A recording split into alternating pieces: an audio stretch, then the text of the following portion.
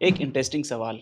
आज इंसान के पास पहले से ज़्यादा कंफर्ट है, बेटर टेक्नोलॉजी है, बेटर इनकम है, बेटर अपॉर्चुनिटीज़ हैं, फिर भी लोग ज़्यादा खुश नहीं हैं। आखिर प्रॉब्लम क्या है? क्या प्रॉब्लम सोसाइटी है, सिस्टम है या फिर हमारी सोच है? आज हम इसको थोड़ा लॉजिकली समझने की कोशिश करेंगे। हेलो दोस्तों, मेरा नाम है अली अंसार और आप देख रहे हैं मेरा यूट्यूब चैनल अली अंसार 2.0। तो दोस्तों, इसका सबसे पहला फैक्टर है कंपैरिजन कल्चर। साइकोलॉजी में एक कॉन्सेप्ट होता है रिलेटिव सेटिस्फेक्शन। इंसान एब्सोल्यूट कंडीशन से नहीं, कंपैरिजन से खुश या फिर दुखी होता है। फॉर एग्जाम्पल, अगर आपकी 50,000 सैलरी है और आपके आसपास के 10 लोगों की 30,000 सैलरी है, तो आप ज़्यादा सेटिस्फाइड फील करेंगे।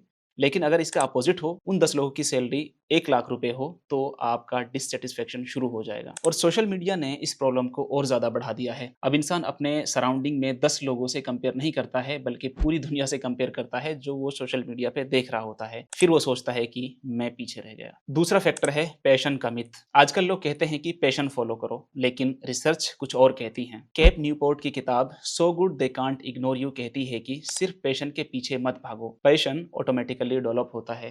पहले स्किल डेवलप करो। जब इंसान किसी काम में सबसे अच्छा हो जाता है, तो उसको अपना ही काम पसंद आने लग जाता है। लेकिन लोग इसका उल्टा करते हैं, पहले पैशन ढूंढते हैं और फिर कंफ्यूज होते हैं कि मुझे क्या करना है। यहाँ पर मैं अपना एग्जांपल दूं। मेरा पैशन कंटेंट क्रिएशन है, क्योंकि मुझे कंटेंट क्रिएशन की स्किल्स आती हैं, मुझे रिसर्च आती है, मुझे कैमरे के सामने बोलना आता है, मुझे कैमरा सेट करना आता है, मुझे एडिटिंग आती है और मुझे सोशल प्लेटफॉर्म्स पर अपनी वीडियोस अपलोड करनी आती है। तो मुझे ये स्किल आती है, इसलिए मेरा ये पैशन है। अब मैं ये कहने लग जाऊँ कि मेरा पैशन डेटा साइंस है, लेकिन डेटा साइंस की मुझे कोई भी स्किल नहीं आती है। अब या तो मैं डेटा साइंस की स्किल सीखूँ, उसके बाद मैं फिर कहूँ कि मेरा पैशन डेटा साइंस है। अगर मैं उसकी स्किल नहीं सीखता हूँ और पहले से ही कहता हूँ कि मेरा पैशन डेटा साइंस है, तो ये बात ठीक नहीं है। तो ये एक बहुत कन्फ्यूज़न पैदा करता है। तो पहले स्किल सीखिए, जो आपकी स्किल सबसे बेस्ट हैं, उसी को अपना पैशन बनाओ। तीसरा फैक्टर है मॉडर्न एक्सपेक्टेशंस। पहले लोगों की एक्सपेक्टेशन सिंपल होती थी, घर, फैमिली, स्टेबिलिटी। लेकिन आज एक्सपेक्टेशन कॉम्प्लेक्स है। सक्सेस, मनी, फ्रीडम, रिकॉग्निशन, इस तरह की एक्सपेक्टेशन लोगों की हो चुकी हैं। तो प्रॉब्लम ये नहीं है कि एक्सपेक्टेशन है, प्रॉब्लम ये है कि एक्सपेक्टेशन रियलिटी से बहुत दूर हैं। इंसान जल्दी रिजल्ट चाहता है, लेकिन ग्रोथ स्लो प्रोसेस है, इसीलिए फ्रस्ट्रेशन बढ़ता है। चौथा फैक्टर है अंडरस्टैंडिंग जॉब सेटिस्फेक्शन। अगर आप जॉब में हैं, तो ये फैक्टर आपके लिए है। सिर्फ सैलरी या ऑफिस का माहौल ही काफी नहीं होता है। डेनियल पिंक की किताब ड्राइव के अनुसार हमें काम के 3 मुख्य चीजें चाहिए। सबसे पहली चीज है ऑटोनॉमी, ये तय करने की आजादी कि काम कैसे करना है। दूसरी चीज है मास्टरी, किसी एक चीज में बेहतर होना और उसे सीखना। तीसरी चीज है पर्पस, ये एहसास कि आपके काम का दूसरों पर प्रभाव पड़ रहा है। इसलिए हम देखते हैं कि बहुत सारे लोग जॉब होने के बाद भी खुश नहीं होते हैं। पांचवा फैक्टर है मीनिंग का क्राइसिस। ये शायद सबसे इंपॉर्टेंट फैक्टर है। आज इंसान की लाइफ बिजी बहुत है, लेकिन वो अपनी लाइफ में क्लियर नहीं है।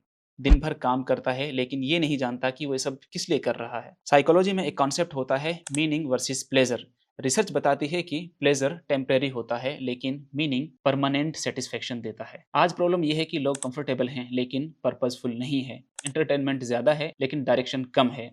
इसीलिए इंसान थकता जल्दी है, क्योंकि थकन का सबब काम नहीं होता है, बेमकसदी होती है। जब इंसान को लगता है कि उसका काम किसी बड़ी चीज से जुड़ा हुआ है, तो उसे मुश्किल से मुश्किल काम भी बहुत आसान लगता है। लेकिन जब पर्पस क्लियर ना हो, तो उसे आसान से आसान काम भी मुश्किल लगता है। इसीलिए कई लोग अच्छी जॉब होने के बाद भी अंदर से काफी बुरा फील करते हैं। अब सबसे इंपॉर्टेंट सवाल यह है कि इसका सॉल्यूशन क्या है। सॉल्यूशन में कुछ चीजें मैं आपके सामने रख देता हूँ। सबसे पहला सॉल्यूशन है कंपैरिजन कम करो। कंपैरिजन देखिए कंप्लीटली बंद नहीं हो सकता, ना ही होगा, लेकिन कंट्रोल हो सकता है। एक सिंपल रूल है, आप खुद को अपने कल से कंपेयर करो, दुनिया से नहीं।